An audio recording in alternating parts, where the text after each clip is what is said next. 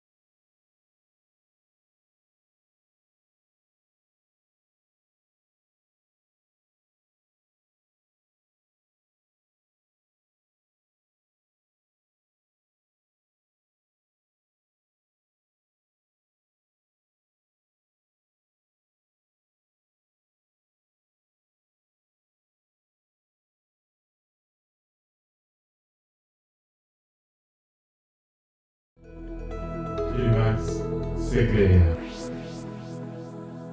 C'est la 5 en stéréo.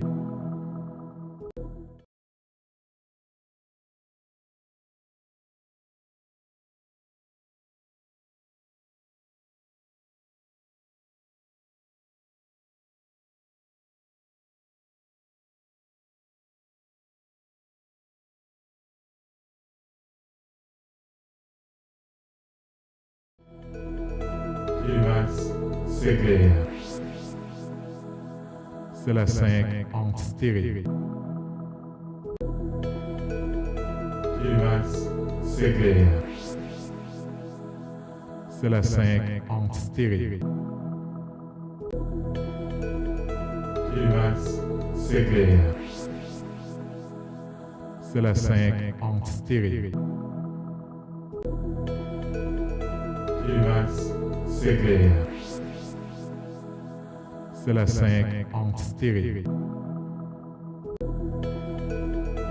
Telemax, c'est clair. C'est la 5 en stéréo. Telemax, c'est clair. C'est la 5 en stéréo. Telemax, c'est clair. C'est la 5 en stéréo. Telemax, c'est clair. C'est la 5 en stéréo. Telemax,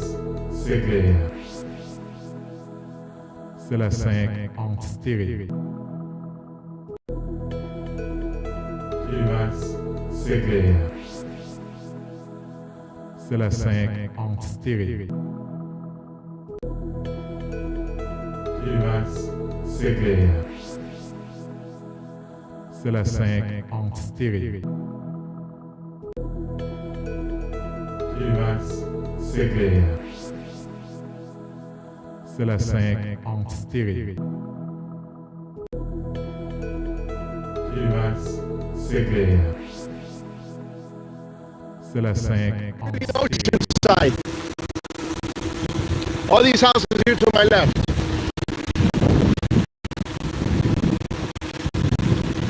Some of them are elevated and some are not. Hey, do me a favor, comment below, stream is clear, if it's clear.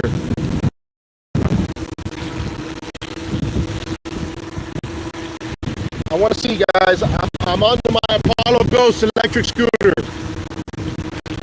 Oh,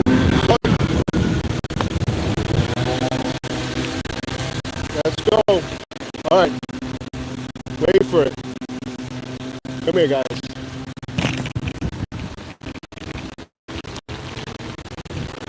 All right. Wow, look at this, dude. This is wild. All right. Wow, this is crazy. This is absolutely nuts. All right. Here we go. Here we go. Jupiter Inlet. Hold on, guys. Hold on.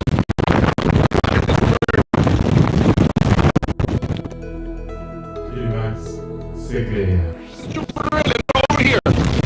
Right there. You can't even see. The end of Jupiter Inlet is right there. Look at the trees coming. Oh, man. It's changing my screen. My screen, guys. My screen. That's crazy. Oh, fuck.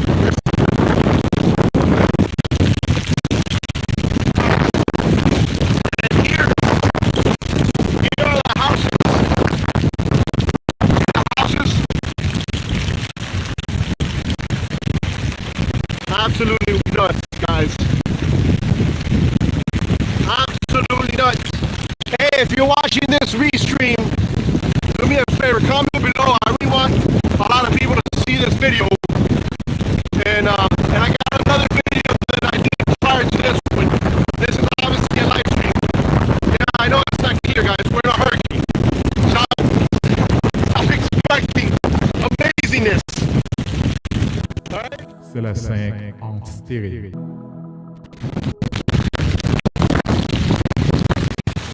Hold on.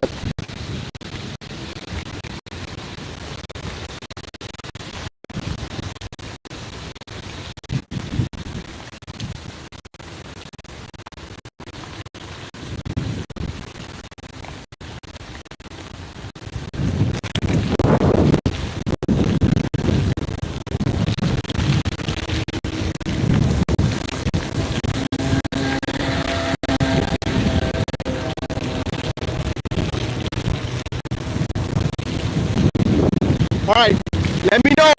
I just saw a comment that said beast mode. You guys are seeing what I'm filming or not? But yes, I see you.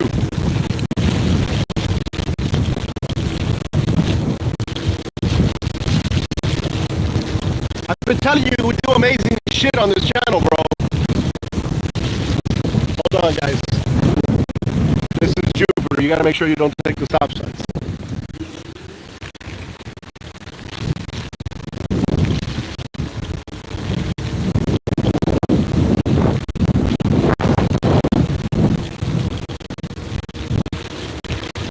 Alright, we're gonna go now. I'm gonna show you guys the marina right over the bridge that the docks are already underwater. This thing is still 10 hours away, guys.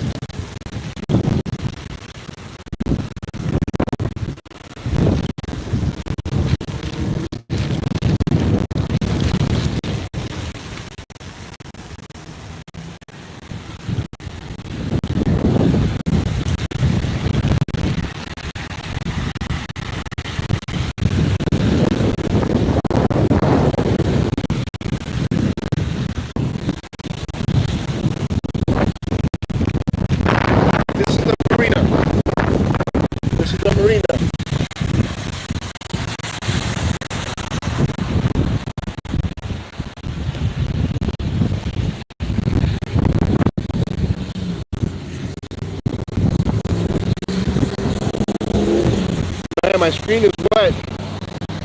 My screen is wet. Since my screen is wet, I can't. Telemax, c'est clair. Dry bikini fun. You guys are terrible. I love it. Alright, guys, hold on. Let's go to the bridge. Alright, let's go. Come on.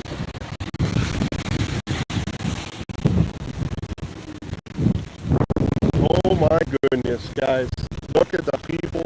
Look at the people already starting to panic. Look at the people already. Look, guys. Look at them already starting to panic.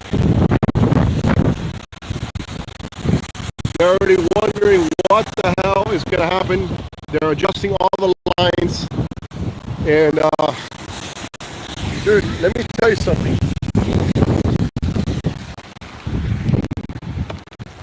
Are you watching my live? She's watching the live, guys. Look at that. That is so awesome. C'est la 5 en stéréo. All right, guys. I'm telling you, it's wild. Subscriber watching the live stream saying, Alfred in Jupiter. What is he doing here? Okay. Look. Hold on. Let me take this off. Hold on.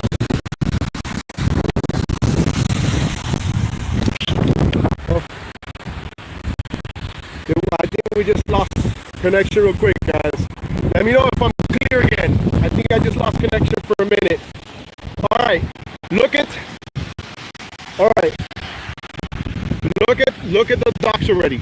Look at the docks already. You see the docks?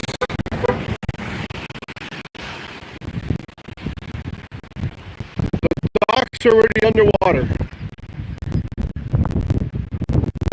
Already underwater. It looks like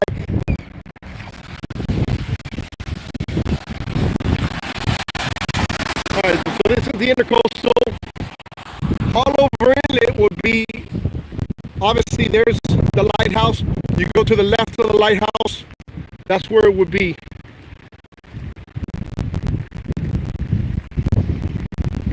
Bet I won't jump? Oh, you're such, you have no idea. Telemax, c'est clair. Don't make me. I'm going to Jupiter right now. Wait for it. All right, hold on, guys. Hold on. Let's see what happens over here.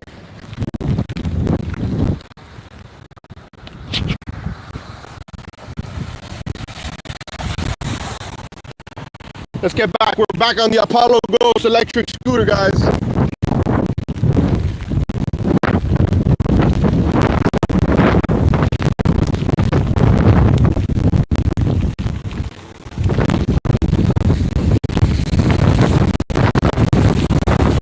wonder if these operators people have to work while this is happening.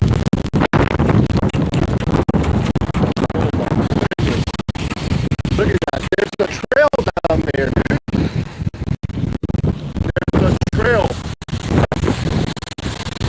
Oh my goodness. Don't tell me that's a trail, dude. Man, it's a trail. Oh, somebody's gonna lose their camper or their trailer. Let's go check it out real quick. We could, guys. We can. The Apollo Ghost will put this thing on dual mode, and before you know it, we're thinking like this.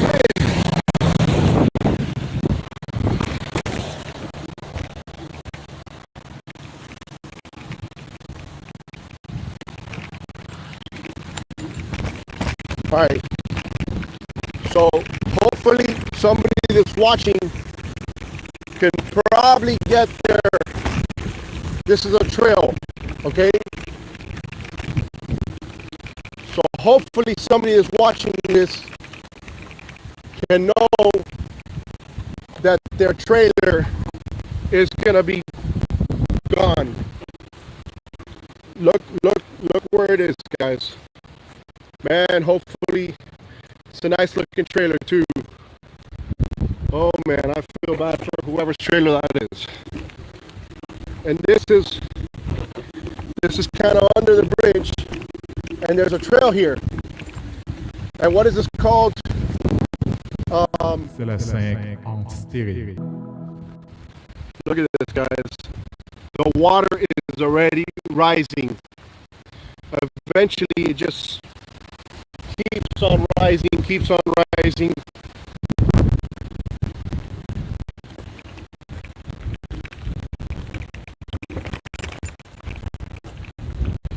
I still have this here. I know it's a little shaky, but hold on.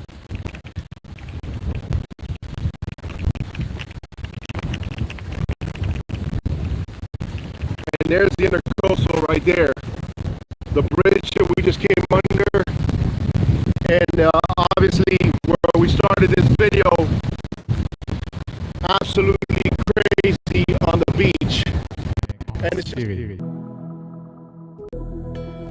and what a lot of people are not going to expect is that king tide. That king tide is what's going to make everything 10 times worse. We're having pretty nasty tides. All right, let me get back to on shaky ground so you guys don't throw up. Don't throw up on me, guys. Don't throw up on me. That was the purpose of this video. This is to teach and to inform my audience.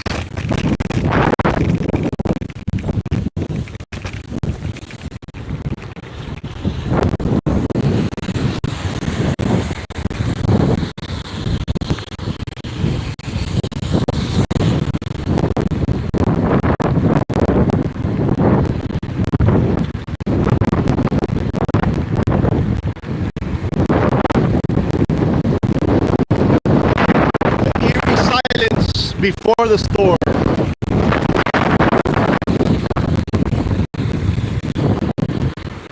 People are doing their last minute preparations, around getting out.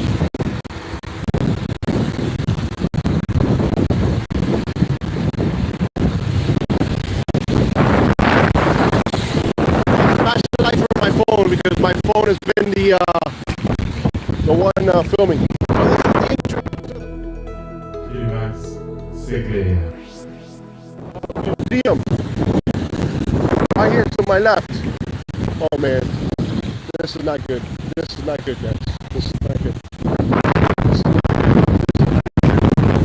This is not good. This is not good. Is there a bike lane here? Is there a bike lane? I need a bike lane. Oh no! My scooter ran out of battery. Don't tell me this. Don't tell me this. Oh my goodness, we ran out of battery. No! C'est la 5 en stéréo. Telemax, c'est clair. C'est la 5 en stéréo. Wait for it. Come on, buddy. Come on, buddy. You got me. Oh no! No! Why? Why me? Why? Why do I deserve this? I didn't deserve this. Yeah, we're dead. All right, well, whatever. I think that was the safest thing that could have happened. I'm reminded to make it scene as always. My damn scooter doesn't want me to be great. But listen, be safe out there. All right, thanks a lot for watching. I gotta walk a little bit, guys, and I'm not gonna put you guys through that. Smash a like, guys. Be safe. Don't underestimate these storms, please. Okay, be safe. Okay, and check out luxuryribtenders.com and buy a Chicho hat. They're running out. All right, a Chicho hat. Look, this is the classic. Actually, the new ones have the flag. This is the old school G1. So now the new ones have a flag. I'm out of here, guys. Babe, I'm going home. I'm out of here. Yo, that's crazy.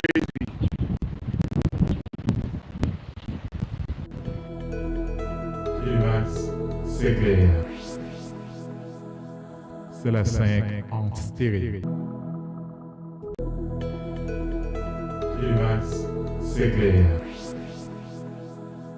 C'est la 5 en stéréo. Telemax, c'est clair. C'est la 5 en stéréo. Telemax, c'est clair. C'est la 5 en stéréo.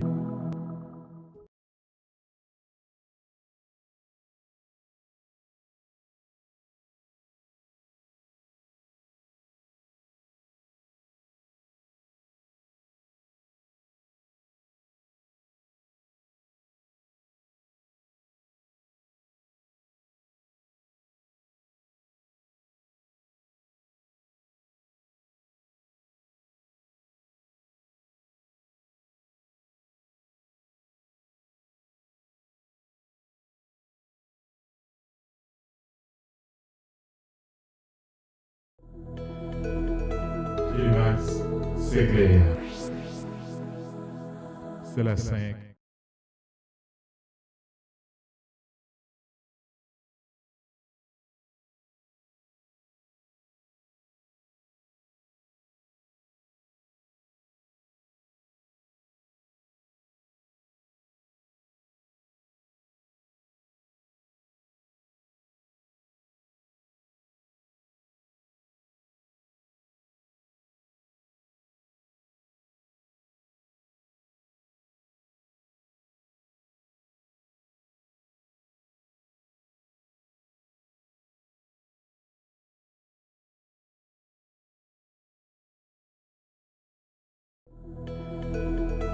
Telemax, c'est clair. C'est la 5 en stéréo. Telemax, c'est clair. C'est la 5 en stéréo. Telemax, c'est clair. C'est la 5 en stéréo. Telemax, c'est clair. C'est la 5 en stéréo. Telemax, c'est clair. C'est la 5 en stéréo. Telemax, c'est clair.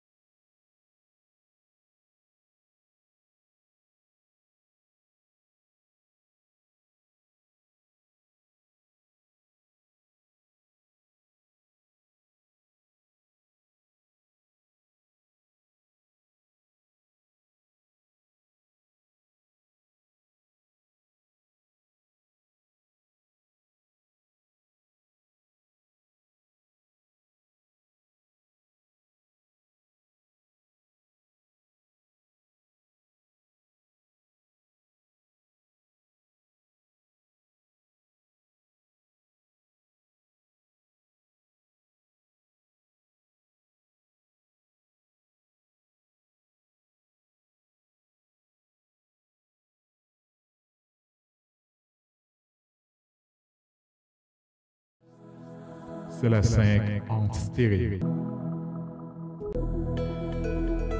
Telemax, c'est clair. C'est la 5 en stéréo. Telemax, c'est clair. C'est la 5 en stéréo. Telemax, c'est clair. C'est la 5 en stéréo. Telemax, c'est clair.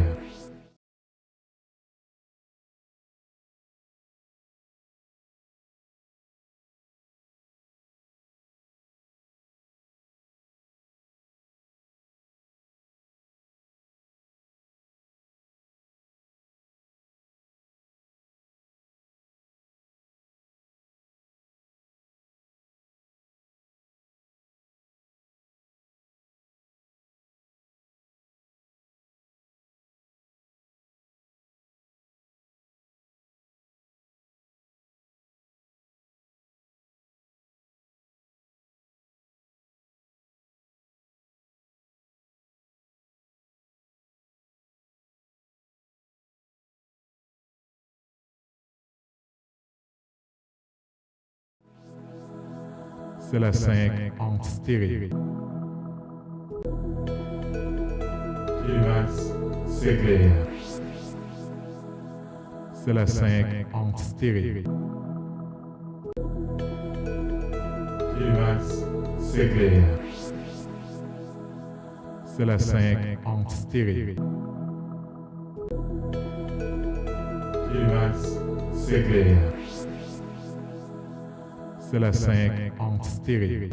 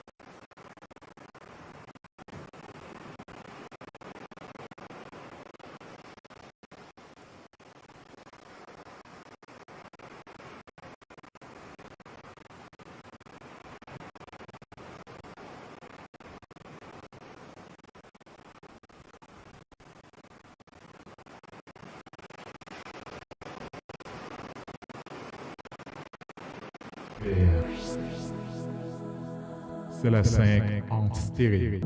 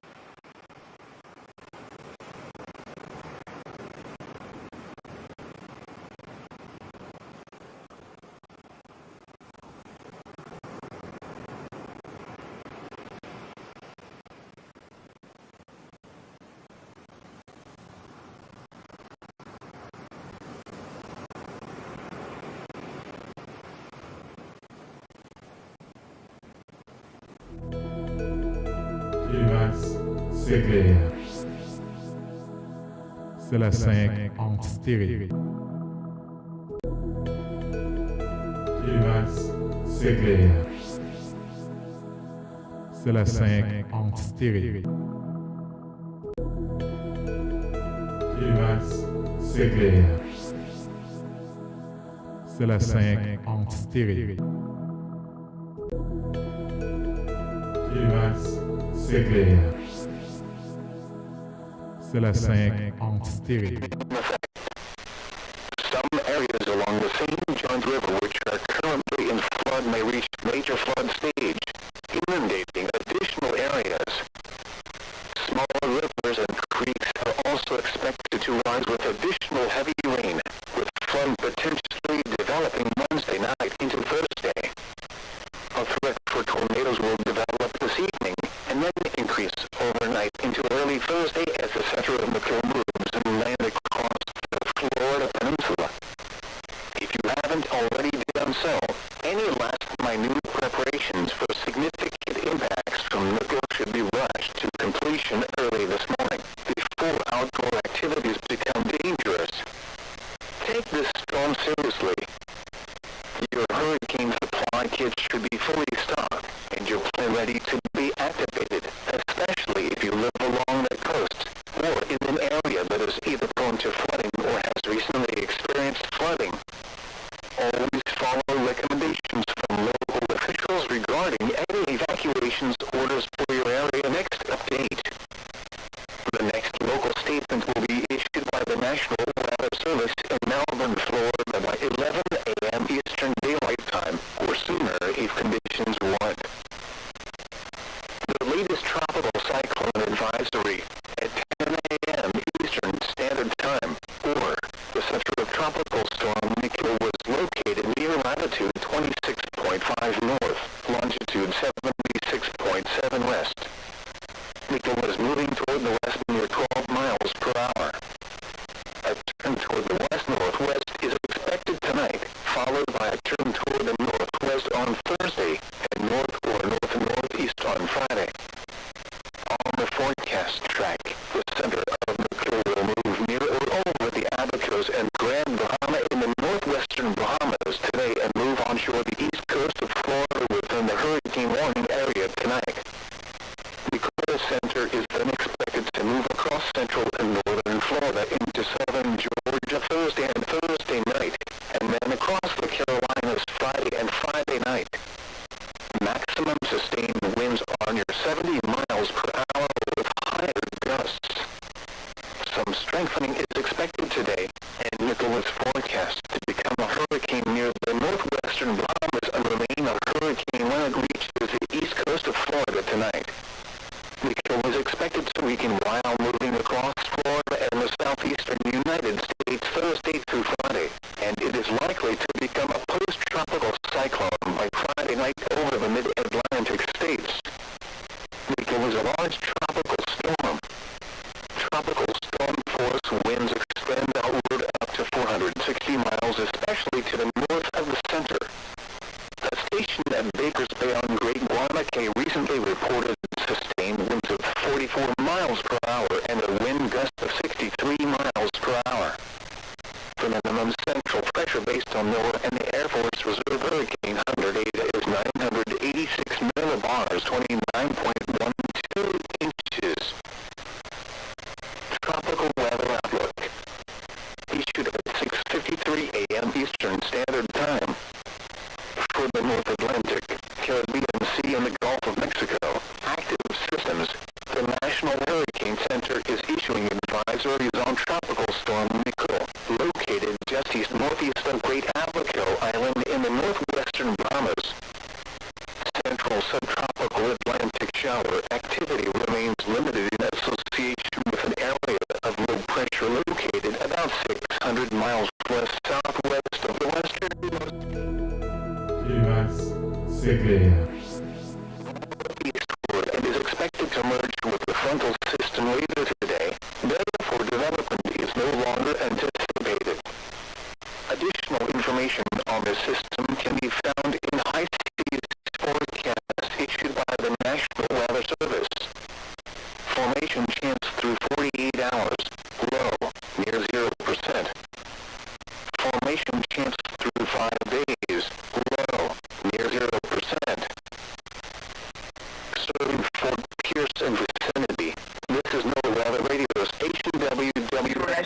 haïtienne, jeunesse qui dans section communale, mais comment si This broadcast comes to you from the National Weather Service office in Melbourne, Florida, on a frequency of 162.425 megahertz. A required weekly test of the NOAA radio public warning system is conducted each Wednesday between 11 a.m. and noon, and again between 6 and 8 p.m. If severe weather is expected, this test will be postponed until the following day. The current time is 10:20 a.m. Eastern Standard Time. This hazardous weather outlook is for East Central Florida. Day 1, today and tonight. Please refer to the latest hurricane local statement for expected threats and impacts to East Central Florida from Tropical Cyclone Nicole. The hurricane threats and impacts graphics can be found at weather.gov/MLB/HTI. Days 2 through 7, Thursday through Tuesday. Please refer to the hurricane local statement issued by National Weather Service Melbourne for evolving weather threats through the remainder of the week. Spotter information statement. Spotters should closely monitor weather conditions and activate as weather approaches. The forecast for the Fort Pierce NOAA Weather Radio listening area. Hurricane warning in effect. Storm surge warning in effect. Flood watch in effect from 7 a.m. Eastern Standard Time this morning through Thursday afternoon. Today, tropical storm conditions expected with hurricane conditions possible. Showers likely and a chance of thunderstorms in the morning, then showers and a slight chance of afternoon thunderstorms. Some storms may produce heavy rainfall. Highs around 80. North winds 25 to 30 miles per hour with gusts to around 40 miles per hour, increasing to 30 to 35 miles per hour with gusts to around 50 miles per hour in the afternoon. Chance of rain near 100%. Tonight, tropical storm conditions expected with hurricane conditions possible. Showers and a slight chance of evening thunderstorms, then showers likely and a slight chance of thunderstorms after midnight. Some storms may produce heavy rainfall. Lows in the lower 70s. North winds 35 to 45 miles per hour, becoming south 40 to 45 miles per hour after midnight. Gusts up to 60 miles per hour, decreasing to 55 miles per hour after midnight. Chance of rain near 100%. Thursday, tropical storm conditions possible with hurricane conditions also possible. Mostly cloudy in the morning, then becoming partly cloudy. Showers likely and a slight chance of thunderstorms. Highs in the lower 80s. South winds 20 to 25 miles per hour with gusts to around 35 miles per hour. Chance of rain 70%. Thursday night, partly cloudy with a chance of showers and a slight chance of thunderstorms. Breezy. Lows in the lower 70s. South winds 15 to 20 miles per hour. Chance of rain 40%. Wednesday, partly sunny with a chance of showers and a slight chance of thunderstorms. Highs in the mid-80s. Southwest winds 10 to 15 miles per hour. Chance of rain 30%. Friday night, partly cloudy. Lows in the upper 60s. Saturday, mostly sunny. Highs in the lower 80s. Saturday night, partly cloudy. Lows in the mid-60s. Sunday, partly sunny. Highs in the upper 70s. The 10 a.m. weather roundup. At Fort Pierce, under cloudy skies, temperature 75 degrees, dew point 69, humidity 81%. Wind north at 14 miles per hour, gusting to 28, pressure 29.91 inches and falling. At Vero Beach, rain, temperature 76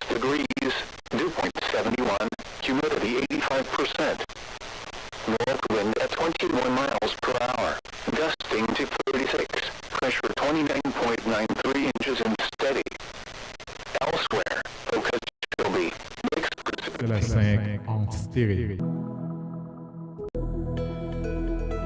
Telemax, c'est clair. C'est la 5 en stéréo. Light rain. Temperature 77 degrees. Wind north at 15 miles per hour. Gusting to 23. Melbourne. Cloudy. 74 degrees. North wind at 29 miles per hour. Gusting to 40. In Orlando, rain. 71 degrees. North wind at 15 miles per hour. In Leesburg, cloudy. 67. Wind north at 18 miles per hour. Gusting to 25. In Daytona Beach, heavy rain. 71. Wind north at 24 miles per hour. Gusting to 36. Tampa, cloudy. Telemax, c'est clair. Gusting to 28. In Jacksonville, cloudy. 61. Wind north at 18 miles per hour. Gusting to 32. Miami, cloudy. 77. Wind north at 13 miles per hour. Gusting to 25. Again for Fort Pierce, the temperature 75 degrees and cloudy. With a wind north 14 miles per hour. Gusting to 20.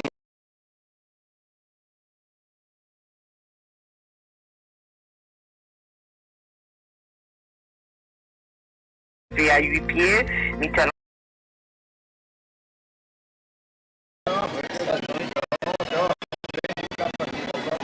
Everybody wants to see the tree. See if we can move over here and see the tree a little bit.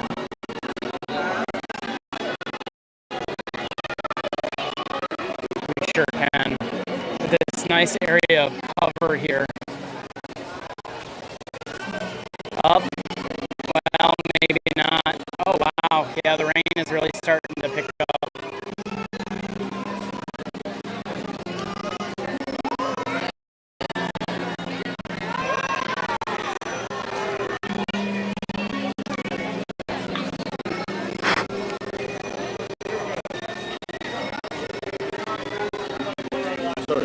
Oh, you're fine.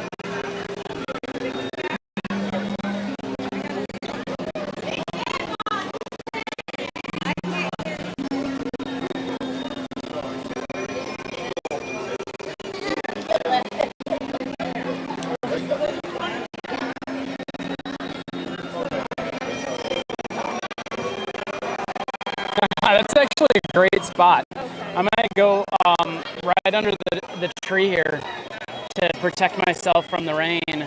And hopefully this rain band will end shortly.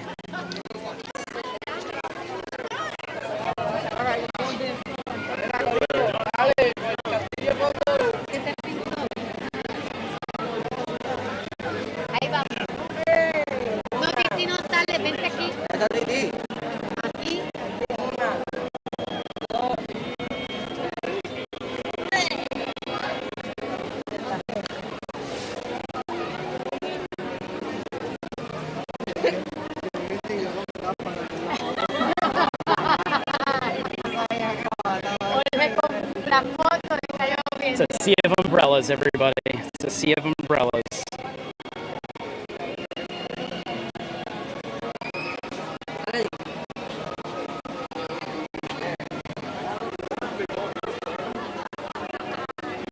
It's a sea of umbrellas, and I unfortunately don't have an umbrella.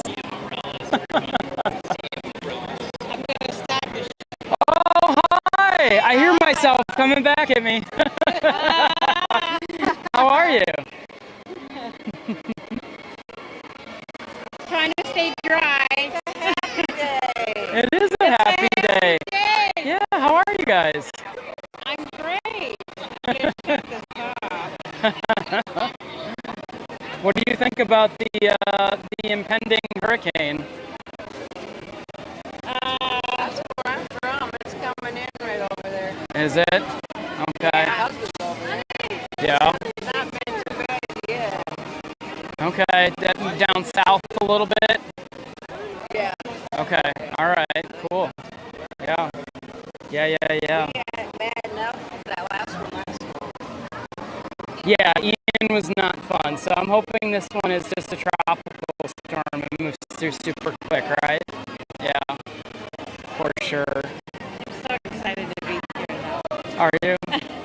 Even in the rain. Yes. Absolutely. I made the best of it. I gotta tell you, this is actually, if you're okay with the rain, this is actually great. It's not super hot, right? I didn't have glasses. Yeah, that's the hard part is Yeah. fogging up glasses. Yeah. Yep. Well, it's funny. I was sitting here just to kind of wait out this rain band, but I don't know if it's gonna pass. I don't know either. It might just be one giant rain band now. Yeah. Yeah. Are you guys gonna be here at Magic Kingdom all day? All day. Seniors are getting an extra $2,000 from the Senior Stimulus Program, but you can get it only if you claim it. This senior benefit. Good Tuesday afternoon, everybody. I'm meteorologist Tim Pandages here with your tropical update. Today we're talking about Tropical Storm Nicole. Yesterday when we spoke, it was subtropical storm, meaning it's completed its transition from subtropical to tropical. It's contracted its strongest winds, now located closer to the center. Also, the convection has begun wrapping around the core of the system, giving it more of a symmetrical look, symmetrical presentation on satellite imagery, which I'll show you in just a second. Today's Tuesday, November the 8th, 2022. All right, here's the season so the numbers. Now we've got Nicole. That's our 14th named storm of the season so far. 21 days left in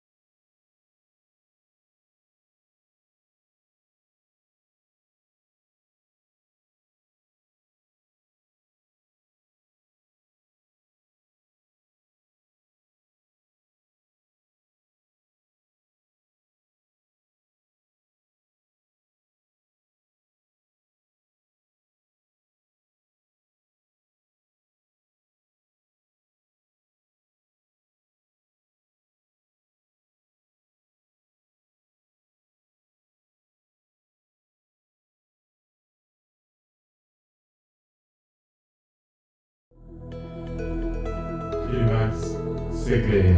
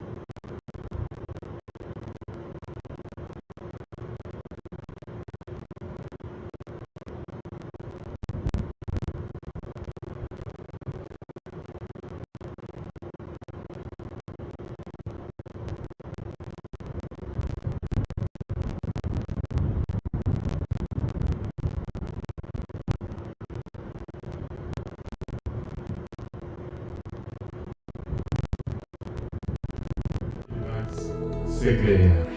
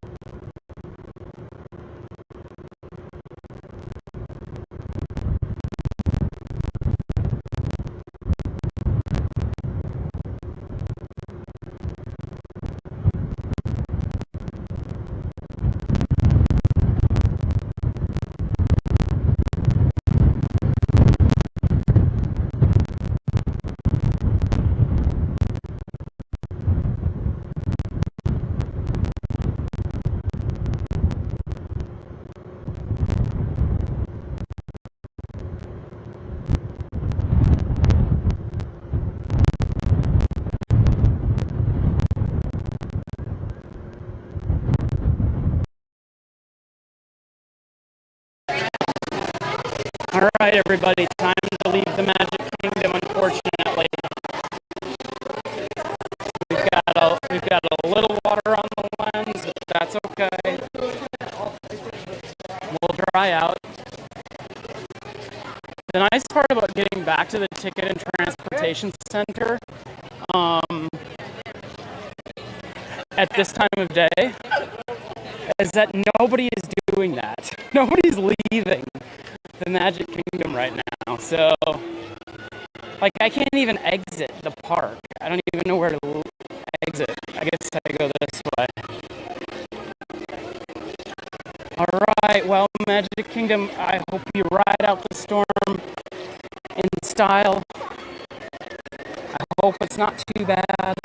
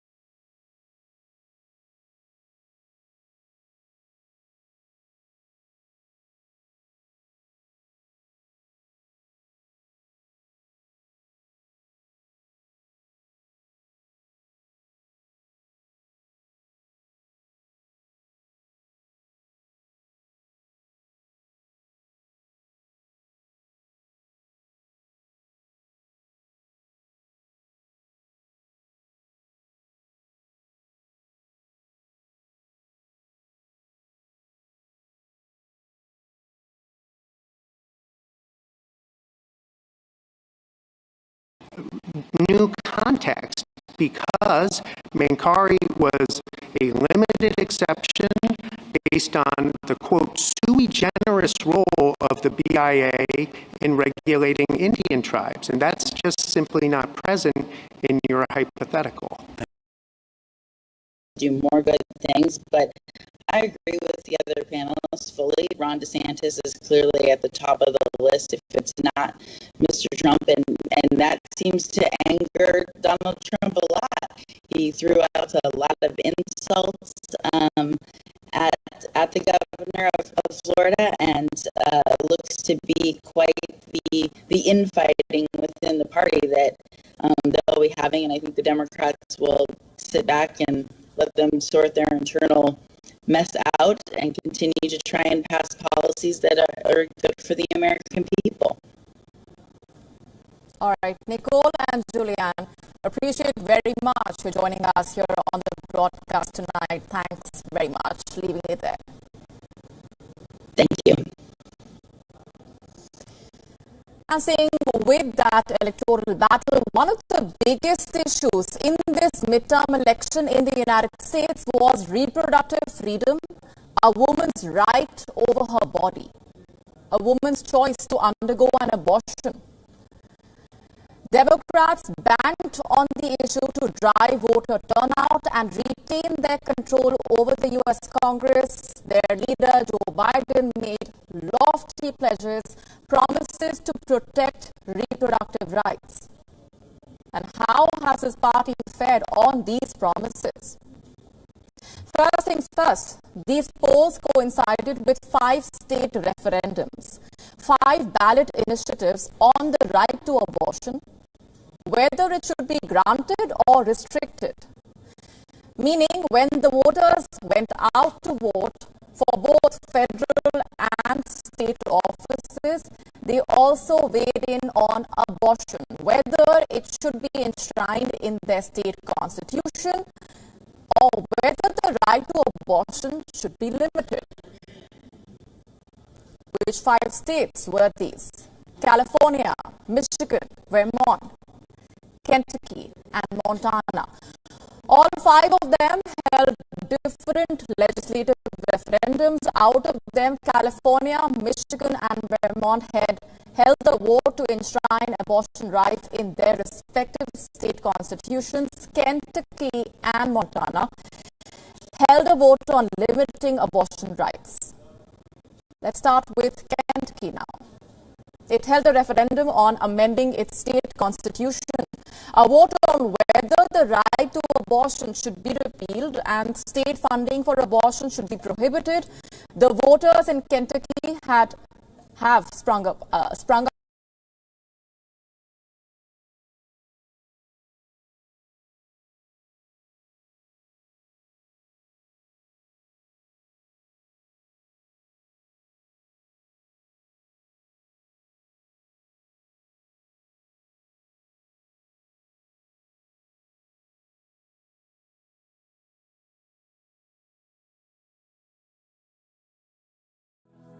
C'est la 5 en stéréo.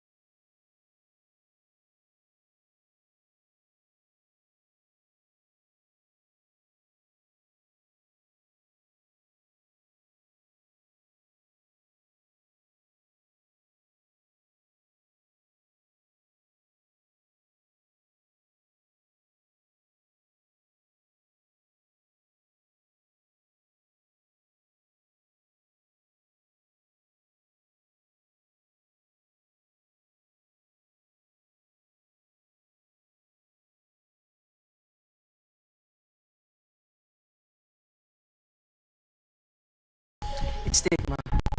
Is that really a health problem? That's the problem.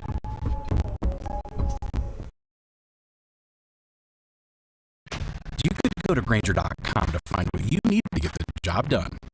Grainger, supplies and solutions for every industry.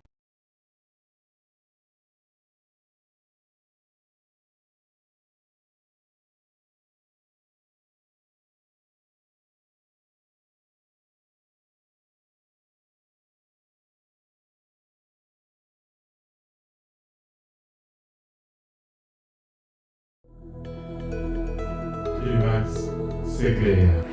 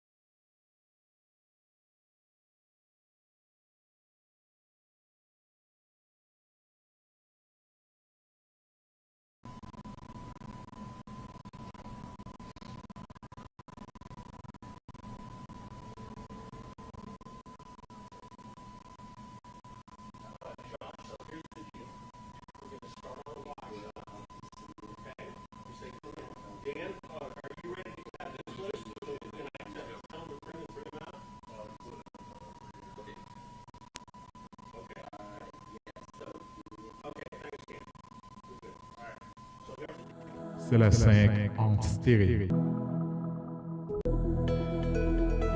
Telemax, c'est clair.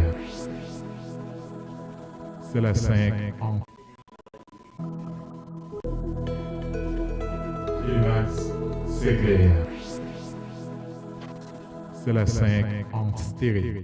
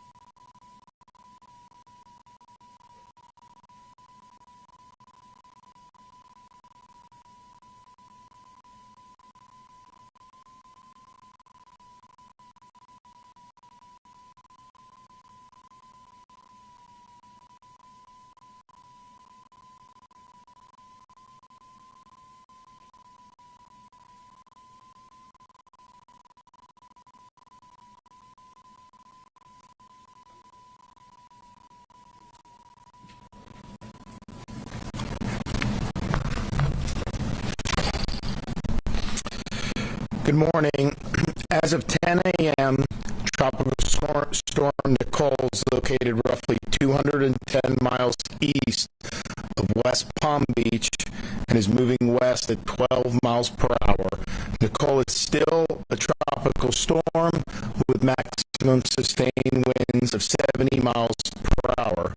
The most recent track shows that it will make landfall in Martin County as a Category 1 hurricane and will move through the state, exit into the Gulf of Mexico, and then make landfall again somewhere in the Big Bend region in North Florida. The combined winds and storm surge will contribute to continued beach erosion in areas that have already seen erosion from Hurricane Ian. The wind field from the storm is very large, and we expect impacts to stretch far beyond the center track, including tropical storm force winds as far north as Jacksonville. Winds are the main concern with Nicole, but we also expect to see some heavy rains, the potential for flash flooding, and 3 to 5 feet of storm surge in some areas.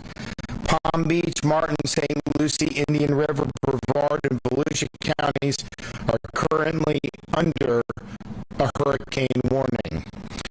49 additional counties are under tropical storm watches or warnings. Evacuation orders have been issued at the county level on the east coast of Florida in counties including Brevard, Flagler, Martin, Palm Beach, St. John, St. Lucie, and Volusia counties. Obviously, that is zone specific, so make sure you know your zone and pay attention and listen to the local officials. People in impacted areas should continue to pay close attention as the storm progresses. I think we know these things can be dynamic, and so please exercise that diligence. For those under evacuation orders, remember, you don't need to go hundreds of miles away. Instead, you can go tens of miles inland, stay within the state, and still be safe. Now, we're ready. We have more than enough resources to respond to this storm. On Monday, I declared a state of emergency for 34 counties so that communities had ample time to prepare for the storm. Kevin and his team have been in constant communication with both utility and fuel industry partners, including FPL, Duke Energy, TECO, municipal electric providers, and rural electric co-ops. There are 16,000 linemen staged to immediately begin power restoration efforts. And Floridians in the path of the storm should expect, to see power outages when you're having these gusty conditions. There will be debris that will affect power lines and the transmission lines, and so you should just be prepared for that. These folks are staged, and they will obviously proceed to do a restoration as rapidly as possible. But you should prepare to have some outages. The Florida National Guard has activated 600 guardsmen, and we have 7 urban search and rescue teams on standby and ready to respond if needed. 15 shelters are opening today along the east coast of Florida. There are 17 school districts that are closed or that dismissed early today ahead of the storm, and a total of 23 school districts will be closed tomorrow. For an updated list of school closures, visit fldoe.org/storminfo. fldoe.org. Please continue to monitor your local weather service for updates, and please make sure to finish any outstanding preparations. Visit floridadisaster.org/get-a-plan if you need more information. And again, this is likely going to be a storm that you're already seeing gusts now, but in terms of it making landfall, the best estimate is very, very early Thursday morning, 1 to 2 a.m., and it will affect the state, huge parts of the state of Florida pretty much all day on Thursday. Okay, Kevin Guthrie, Division of Emergency Management. Thank you, Governor. Thank you for your support and your leadership. Tropical storm Nicole, as the governor just said, is expected to make landfall as a hurricane on Florida's east coast overnight tonight. This will bring significant coastal flooding, strong winds, storm surge, heavy rain, beach erosion, and isolated tornadoes this storm. If you have any battery operated or hand crank weather radios, now is the time to check those and make sure that you can receive weather alerts during any power outages. If those power outages occur, this will be the best way to ensure that you know what's going on in your local community. As I said, we may have tornadoes. If you get a weather alert for a tornado, stay in the innermost portion of your home, away from windows, protect your head and body from debris with a blanket, sleeping bag, mattress, or even a bicycle helmet if you may have one. There is a high risk of rip currents statewide. Please, I beg you, do not enter the water during these unsafe conditions. Rip currents are often overlooked, but are very deadly. If there are flash flood warnings in your area, please, it is never safe to walk or drive through flooded areas. Please turn around and do not drown. FDM continues to coordinate with utility companies, as the governor has said. We have more than 16,000 linemen ready to respond to any type of power outages and restoration efforts. If residents should have any questions about resources for Tropical Storm Nicole, I urge them to reach out to their local emergency management office or public safety office. There may come a time during and after the storm that local governments cannot immediately send first responder into harm's way to assist you. So therefore, make sure you have everything that you may need and stay as safe as you possibly can. If you have any questions about the status of the storm, please continue to call our State Assistance Information Line. That number is 1-800-342-3557.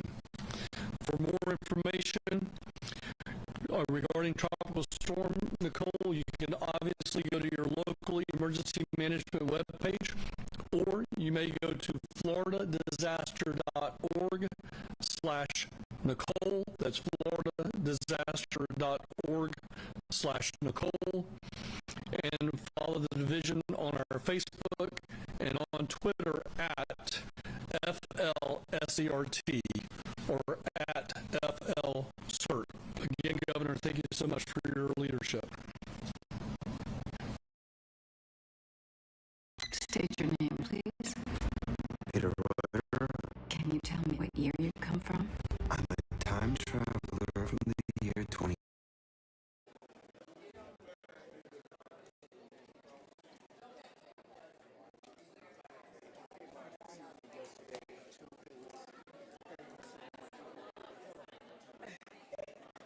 You know, I have to tell you about it when I stepped in, but you walk.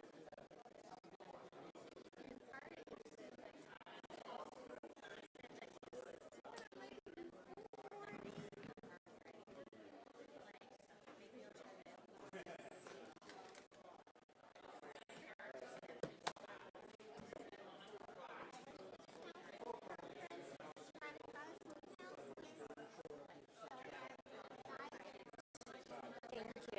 Appreciate it. Sure. I was like, I'm like,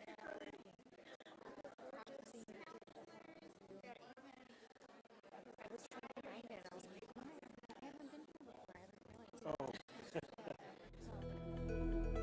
Telemax, c'est clair. C'est la 5 en stéréo.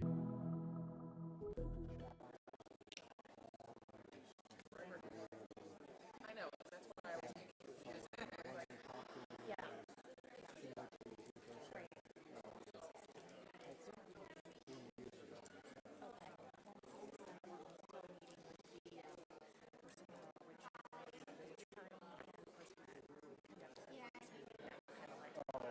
So they're willing to speak to us. Okay.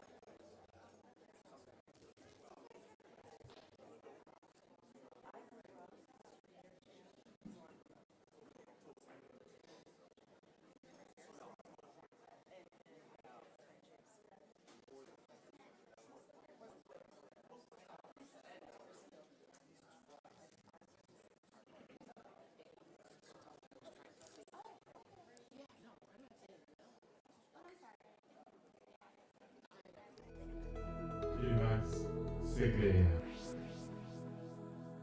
C'est la 5 en stéréo.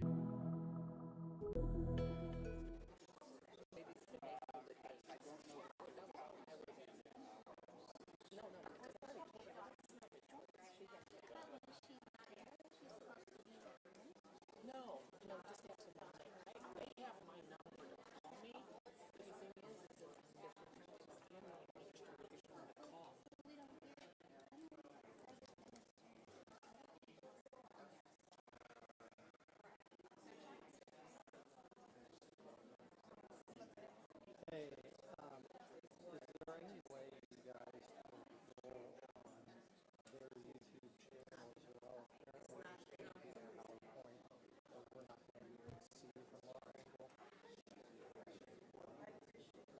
Because, yeah, I don't know what, I don't know, using searches or just for YouTube, I don't know what it's called. Have they told us? Okay. Thank you.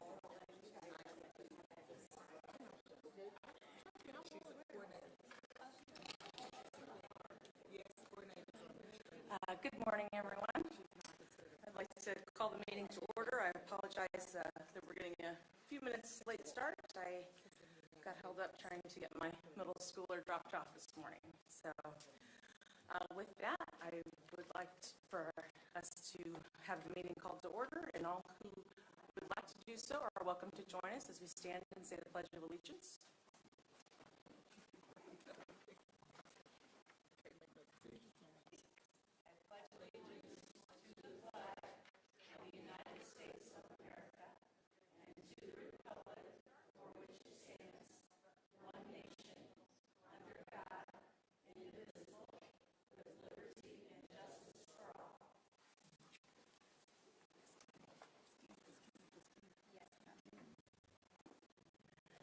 Thank you. And with that, may I have a motion to approve the agenda? So moved, Madam Chair. Thank you, Mr. Taylor. Is there a second? Second. This is Mrs. McNeil. Thank you, Mrs. McNeil. Is there any discussion on the agenda? All right, hearing none. Board members, all in favor say aye. Aye. Any opposed? Any abstentions? With that, the motion passes. May I please get a motion, please, to excuse Mr. Langley this morning? So moved. Thank you, Mrs. Livingston. Is there a second? Second. Thank you, Mrs. McNeil. Any discussion? Hearing none. Board members, all in favor? Aye. Any opposed? Any abstentions? And can I get a motion to excuse Dr. Youngblood? So moved, Madam Chair. Thank you, Mr. Taylor. And a second? Second. Thank you, Mrs. Livingston. Board members, all in favor? Aye. Any opposed? Any abstentions? Thank you. And just for the record, Mrs. Rachel, I'm taking minutes. Mrs. Allen isn't here, so let me catch up with you. Oh, sure, no problem. No problem. Let me know when you're ready to proceed. I need the second to excuse, the motion to excuse Dr. Youngblood, and the second, please. The motion was made by Mr. Taylor, and the second was by Mrs. Livingston. Thank you. Sure thing. And Dr. Youngblood may still join us late, but this way she's excused if she's unable to. Okay, and then with that, I believe we're ready for our report. Dr. Collins-Hart. Thank you, President Rachel, and good morning to those in the audience. Mr. Chris Norman, who has facilitated this process, is going to introduce the presentation for today. We know that we're here for the Army Corps of Engineers preliminary results of the testing of Jana Elementary. Mr. Norman. Good morning. Without further ado, I will just turn it over to our representatives from the Corps of Engineers, Colonel Gallinghorst and his team, to present their preliminary findings.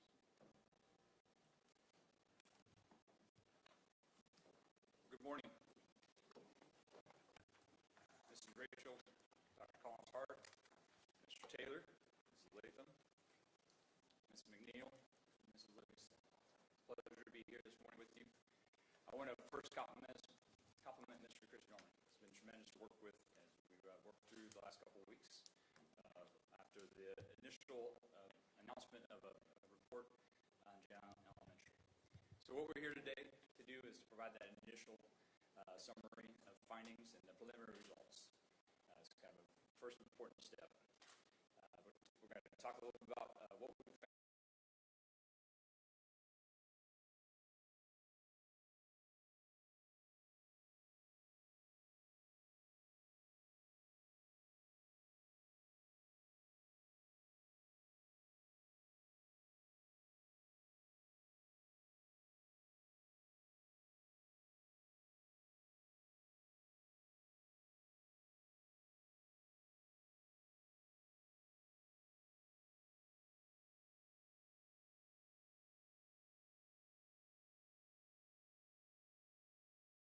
Provide safety for our first responders to get to and from calls for service, there's no need for that. So there is no plans for that right now. If you see price gouging, there is a report, a statewide report through the Attorney General's office. Please call in and make that report. We'll make sure that we have published that on some of our sheriff's office stuff, but that's 1-866 9-NO-SCAM. And what price gouging is people who are inflating the price of woods or tarps or gasoline, those items that you would need in preparation in an emergency like we're doing. Make your final plans for your family. Our entire community will be here to work with you. Our communities heal when neighbors help neighbors. I think that's so incredibly important. Be mindful that there are parts of our Seminole County community that have not recovered. So Lake Harney, Lake Monroe, Lake Jessup, the areas along the St. Johns River, we will be extra mindful to provide you with the help, the service, and the assistance that you need during and throughout, and as we evaluate what happens with the water over the next 5, 6, 7 days, right? We know here in Seminole County with the St. Johns River flowing north, a lot of that comes from the runoff of neighboring counties to the south of us up into Seminole County, so we'll be there to provide you any help and any assistance, and we will keep you informed through Alan Harris and his team and these news conferences and our partners in the media to make sure that you don't have to go out there and see what's going on. There'll be plenty of coverage. There'll be plenty of cameras that are out there that are going in and about documenting the storm. So stay at home, stay off the roads, and help us once again self-regulate. All right, thank you, Sheriff. Any questions? Yeah, when you talk about moderate flooding, what we're expecting, can you put that into kind of terms as far as what we have seen in the past? I mean, for people who live along Lake Harney or even in the Riverwalk area. Sure. So some of the roadways, as I mentioned, still have water on those. So those that have just emptied off, we're talking about water back on those roadways. The fire department's done a great job about marking the roadways so those higher profile vehicles can drive. The sheriff's office did that, and the fire department, but so they can get in and out on the roadways safely. But we could see some water on the roadways. Some homes, just last week we had 80 homes with water still inside of them. A month and a couple of weeks later, after Hurricane Ian, some of those are just drying out now. What we're talking about is inches of water, not feet, not like we saw in Ian, but inches of water moving towards those homes again. Hopefully those individuals have gotten sandbags. If they haven't, they have until noon today to get some sandbags, place it around their home. Hopefully that will protect them from the inches of water that potentially could come into their house if they don't protect their home. And that's for similar areas. That's all along the St. Johns River. What's the anomaly, of course, this particular event is what is the debris going to do in Little Wekiva and Geek Creek and Howell Creek, and quite frankly, we don't know the answer to that. I had a conversation with a hydrologist at the National Weather Service last night, and there isn't any modeling that can show that type of thing, because we don't know, we haven't been able to go through every creek, and it's just not possible, because there's so many trees down there. So the river is, as I mentioned, Howell Creek is actually adjusted. So you can actually see where the sediment has come up and has actually shifted course after Hurricane Ian. What is that going to do to the flow? We don't know that right now. So meaning that the people who didn't necessarily have flooding last time could potentially have this time because of the changes. It could get close to homes just like it did last time. I'm not saying that it's going to go into homes along Gee Creek or Howell Creek or anything like that, but it certainly will get into their yards and close to their homes in some cases. That's a potential, yes. Alan, you've been making the plea for people with yard debris and stuff to bring it to the landfill. Do you guys keep track if anybody is bringing stuff in there, and how much have you seen, or have you seen very little or a lot? We do keep track of that. I'd have to answer that question after I need to get those numbers, exactly how many we've waived. What about the Little Wekiva area? Is there concern there after Ian? Yeah, so Little Wekiva right now is below action stage, but it does look, there's a couple models that shows it gets into the minor, even potentially the moderate flood stage. So it just, again, depends on what the debris looks like in the waterway. That's number one. And then where those rain bands line up. It's a little bit favorable for us to go south as far as wind, but it's not as favorable for it to go south as far as rain. That means it's going to stick with us for a little bit longer, which means that we could see a little bit additional rain. So 6 to 8 inches of rain is not what we wanted. 2 to 3 inches of rain we didn't want either, but that would have been better for us. So it just depends on where those rain bands line up. And as the sheriff mentioned, it also depends on where it is south of us, because it's got to come through the Little Wekiva, it's got to come through Little Econ and Big Econ and Geek Creek to get to the St. Johns River, which eventually gets it out to the Atlantic Ocean. Has there been any reports of flooding so far today? Just localized, nothing major, and nothing where it's come in any homes or anything like that.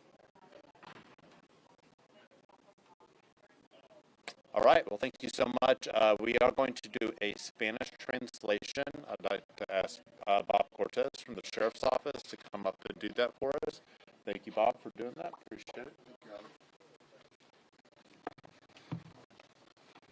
Buenos días a todos. Aquí un resumen en español de lo que la tormenta tropical Nicole, de parte del director de emergencia de Alan Harris. El condado de Seminole ha estado en preparación para la posibilidad de un huracán desde el sábado pasado. Nuestro equipo está preparado con generadores y equipos de emergencia coordinados con las ciudades y el estado listo para responder. Se han despachado más de 30.500 bolsas de arena desde los pasados 3 días. Las condiciones continúan a empeorarse y deteriorarse durante el día en espera de que la tormenta llegue al estado. Tenemos, desde ayer se han habido algunas ráfagas de lluvia que han estado trayendo un poquito de inundaciones en algunos de nuestros ríos. Se espera que continúe la lluvia y como hay algunos de nuestros ríos y nuestros canales que están obstruidos desde el huracán Ian, puede ser que haya inundaciones. Los lagos de Lake Monroe y Lake Harney se mantienen en inundaciones de menor posibilidad, pero puede continuar a deteriorarse en la semana que viene. Se le pide a los residentes que se mantengan, que no bloqueen los desagües, ni tampoco con los árboles que se han caído del huracán Ian. Todavía se continúan sacando las basuras, pero a las 3 de la tarde de hoy van a descontinuar el recogido de basura. Por favor, asegure lo que tengan antes de las 3. Toda la información se puede continuar yendo a la página del condado de prepareseminole.org para más información. También tenemos el jefe de bomberos del condado de Seminole, donde da su actualización, donde están dando evacuaciones voluntarias en áreas de peligro, en áreas de las residencias móviles y también en áreas donde han habido inundación. Están pidiendo cautela con las aguas crecientes y también si ven algunos cables de alumbrado que están en el piso. Los bomberos también están pidiendo cautela a los residentes cuando se va la luz con los generadores, que sean en áreas de ventilación y que no se use dentro de los hogares. Tampoco usen equipos de calentador como de barbecue dentro de la casa. También le pide que apague todos los enseres, incluyendo las estufas, si se le va la luz. Los servicios de bomberos estarán listos para servir a los residentes en momentos de llamado durante el huracán. También tenemos una actualización del alguacil del condado de Seminole, de Sheriff Lima. La oficina de condado del alguacil del sheriff y los oficiales de las ciudades locales están listos para servir 24 horas al día, 7 días a la semana, también durante las tormentas. Está pidiendo que mantengan fuera de las carreteras durante la tormenta y aguarden en su casa durante la tormenta. Aunque no hay toque de queda, se haya implementado en el condado, se le está pidiendo a las personas que se mantengan dentro de sus hogares durante la tormenta para que no estén en peligro ni tampoco pongan a los oficiales en peligro. Para aquellos que están buscando evacuación de sus lugares, pueden hacerlo y en las áreas donde están inundadas se le están asignando más oficiales para combatir crímenes en esas áreas. Si ves una intersección donde no hay luz, trate esa intersección como un par de 4 lados. Algunas intersecciones van a tener generadores, pero aquellos que no lo tienen, tengan con cautela. Y entonces, si ves algún abuso en el alza de precio en cuestión del combustible o equipos de necesidades, pueden llamar al 1-866-9-NOSCAN para reportarlo. Que tengan en cuenta que todavía hay muchas áreas del condado que están bajo agua que pueden empezar a deteriorarse durante la tormenta. Mantengan cautela, mantengan sus hogares y entonces si cualquier cosa pueden llamar al oficial, le pueden llamar al 911 para cualquier duda. Con eso es el resumen en español. Muchas gracias. All right, Seminole County officials giving an update on where things stand there as they prepare for Tropical Storm Nicole. Obviously, they had a really tough time with flooding from Hurricane Ian. Just 45 days ago, and that is making things more complex as they get prepared for these storms. That's why they're encouraging people who live in those low-lying, flood-prone areas to evacuate, because they know that it doesn't take much for those water levels to continue to rise, and we know what happens when all that water flows to the St. Johns River. Unfortunately, it swells up and then goes into people's homes, which we saw a number of homes underwater last time. And it just dropped into that lower flood stage, the minor flood stage, but just by a few inches, so it won't take much to take it back to that concerning level. And of course, you already know if you're in one of those areas that you really need to take precautions. They're also warning people about, again, the emergency safety if you lose power, and making sure that you move things out of the way if something is coming. But we want to check in with meteorologist Troy Bridges and Candace Campos standing by. Yeah, Candace is going to have more on how many inches of rain we can expect, but between 2 and even 5 inches of rain on top of what we've already had could be a big issue with flooding concerns across Central Florida. Also, of course, the issues along our beaches, even though this will not be a direct hit on Central Florida necessarily on the current track. Right now, it's about 200 to 300 miles away from our coast, and the current cone, as you see here, takes it onshore where you see that yellow line that shows Category 1 status until it reaches land, stays at Category 1, and then eventually weakens to a tropical storm. So as we zoom in, you can see where it would likely make landfall. Within this cone, it's right on the border of southern Brevard County, so near Mico in southern Brevard, all the way down to Broward County. So south of Fort Pierce, this could be an issue depending on exactly where it makes landfall, but likely making landfall as a Category 1 hurricane with winds at 75 miles per hour or greater, and then eventually weakening to a tropical storm as it moves over land. Now, as we show you the cone here, you see parts of Central Florida not technically in the cone, but as we keep saying, the storm is so large, it's so ragged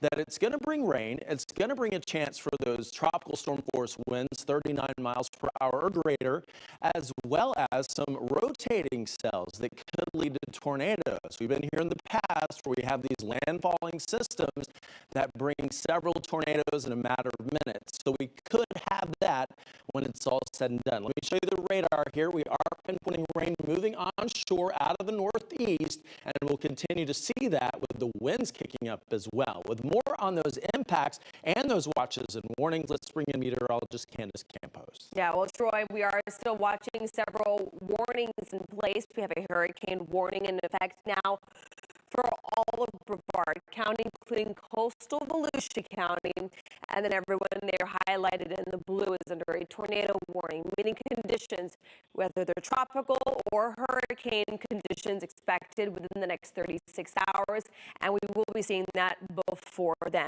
Look at the storm surge warning. This is still in effect. This is going to be one of the biggest concerns. Will be along the immediate coastline. We're seeing damage already along the coast up from Flagler, all the coastal areas, including the barrier islands down into Brevard County, as we're expecting storm surge still between 3 to 5 feet.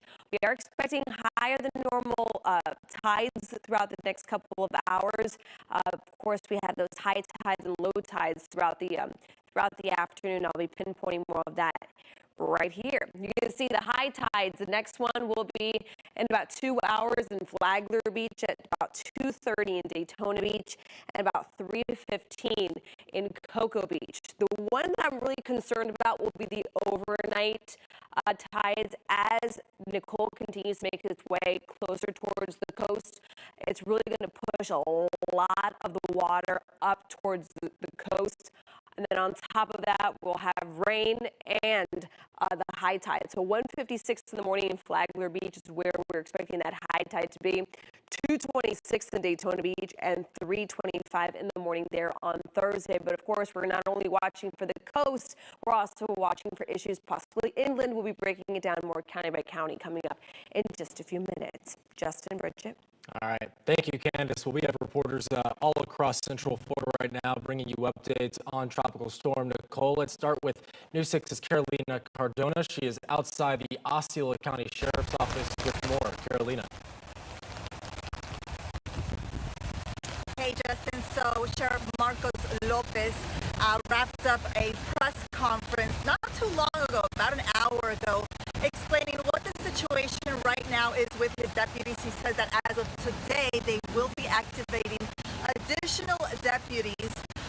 They are expecting about 6 inches of rain. They are monitoring all of those areas that are prone to flooding. He says that they are expecting about 45 to 50 mile per hour winds. He says also that price gouging, if you see something, call the authorities. If you suspect that someone is price gouging, that will not be tolerated, as well as looters.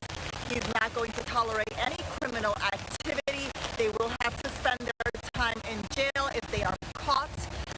In terms of Good Samaritan Village, I asked him about what the situation is there. He says that right now, Shingle Creek is not expected to overflow with the amount of rain that is expected the next 24 hours. So they're not too concerned about that area. He also says that a lot of people are no longer living there. So that's still a situation where, as we saw with Hurricane Ian, it was severely damaged that community. Hundreds of homes, hundreds of residents had to be evacuated and rescued, as you recall, by airboats at the time on September 29th after Hurricane Ian completely devastated that community.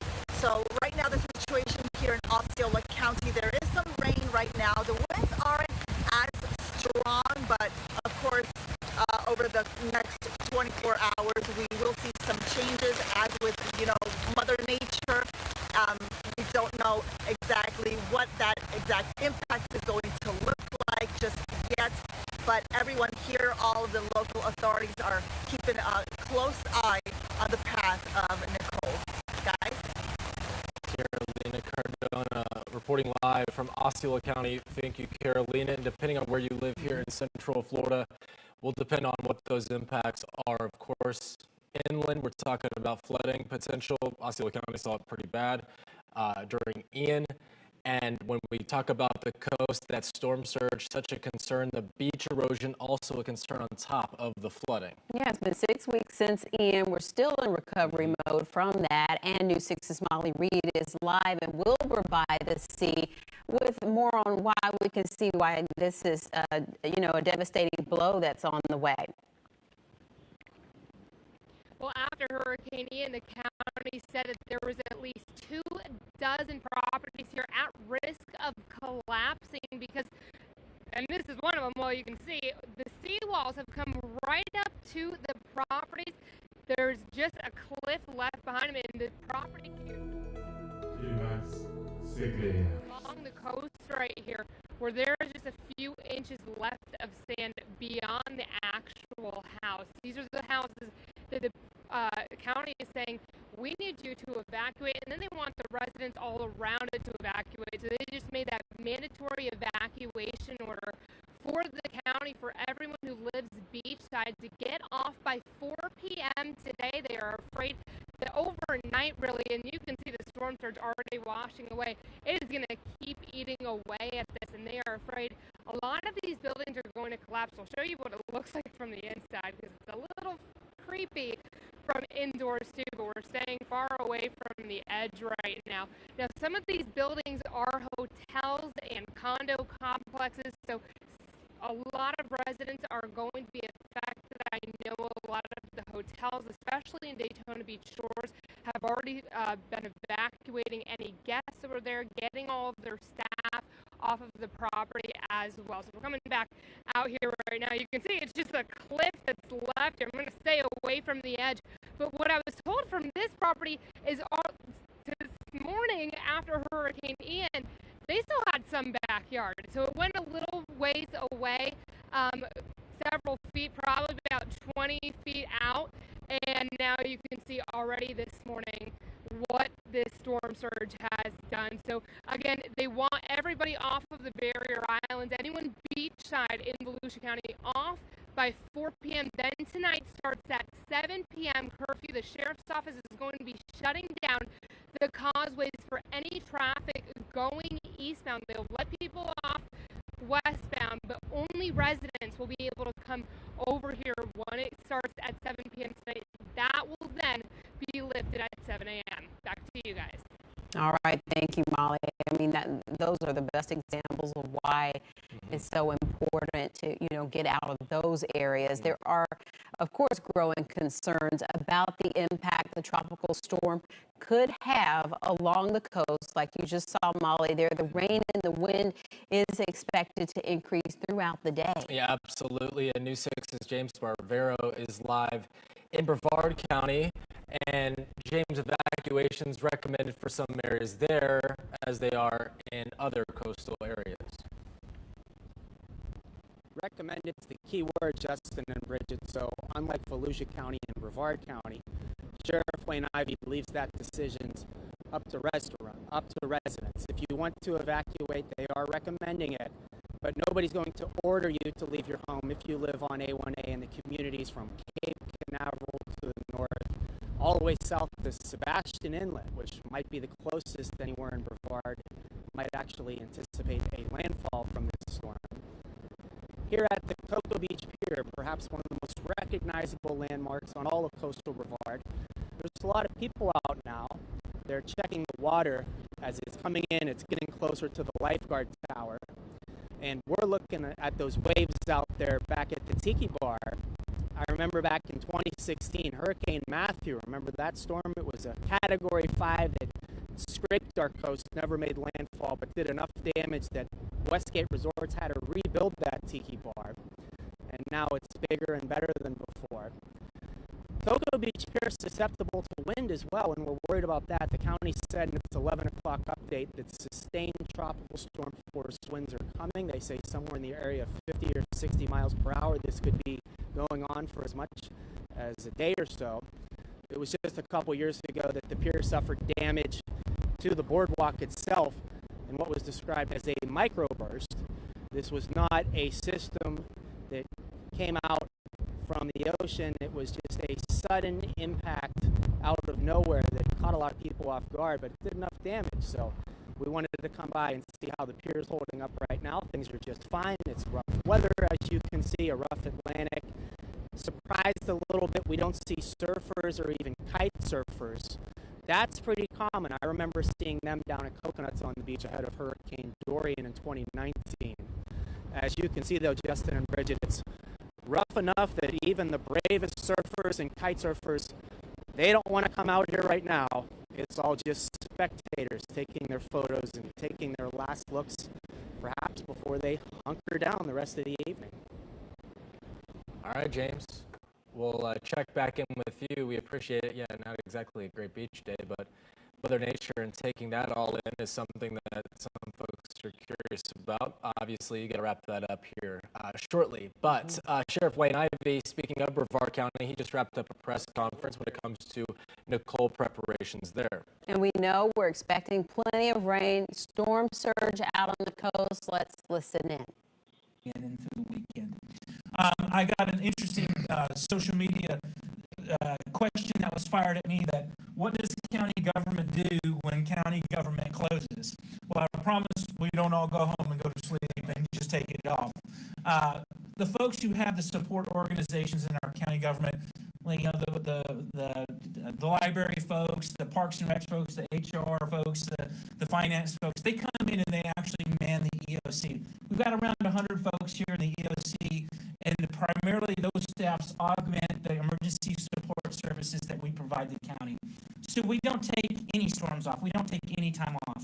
I know the Sheriff's Office and Public Safety, we're really the visible part of what we do because we're on the job 24/7, but the support staffs across the county, if you see any of those, know any of those folks or see any of those folks, please give them a thank you because they're in this weekend, they're in today, they're in tonight, they're on 24/7 operations with us to provide those support services that we need in an emergency situation. So, and they're also in our shelters, right? I'm so sorry. county staff is also supporting our staff. Law enforcement is there, so They're out it cleaning is ditches, they're it's cleaning a round the gutters. clock kind of thing. This is really when, as you know, sir, this is when we go in and we shine. This is when we make our money. Yeah, and if you've never been to the EOC, all of the ESF platforms, there's everything here from medical to waste to public works to power and light, animal services, everything has a station here that's all operating.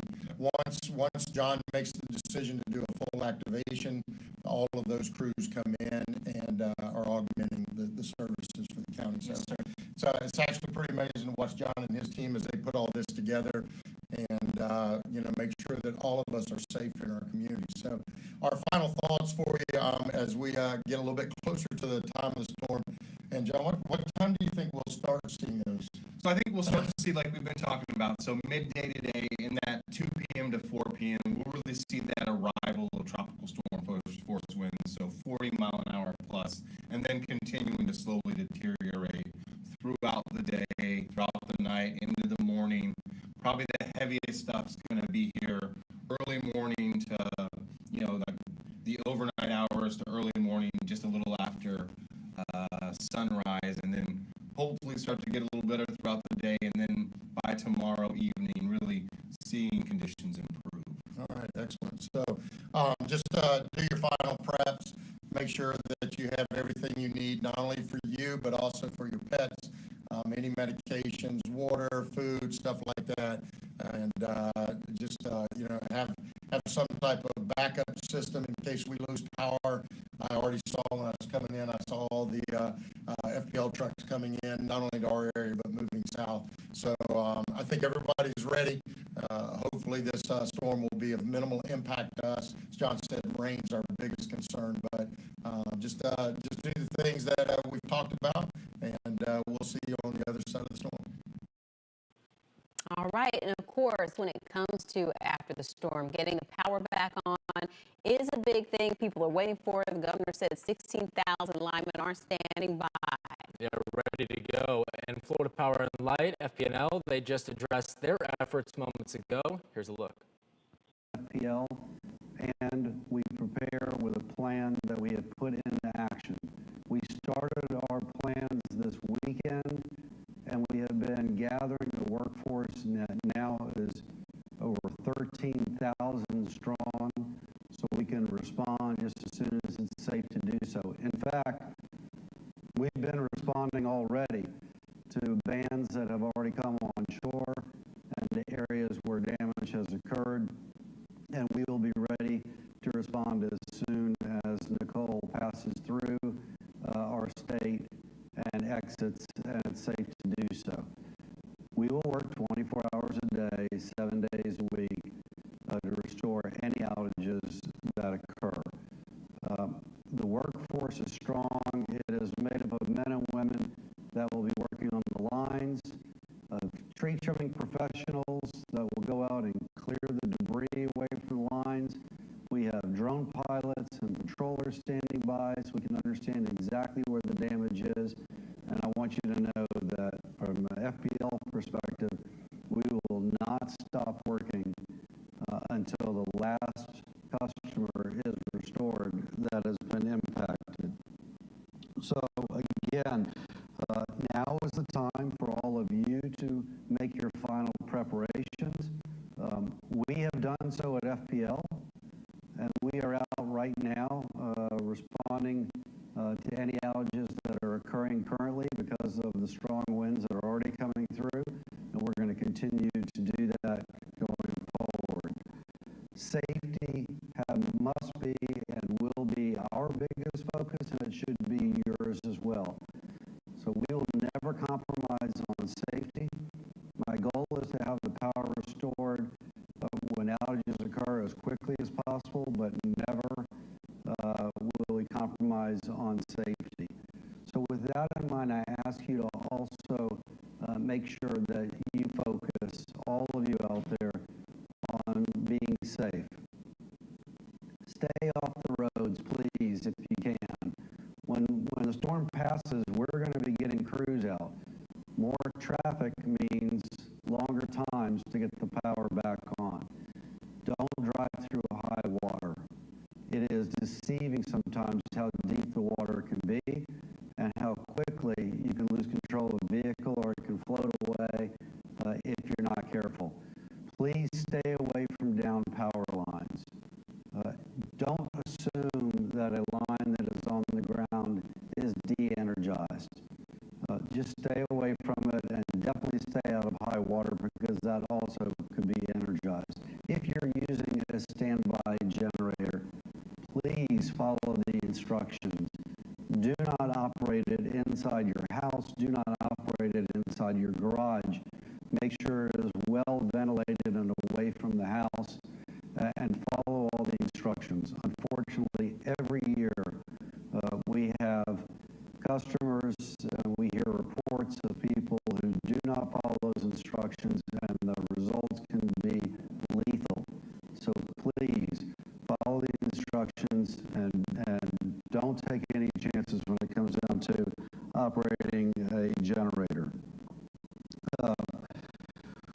Again, know that we are going to continue to work around the clock to get the lights on.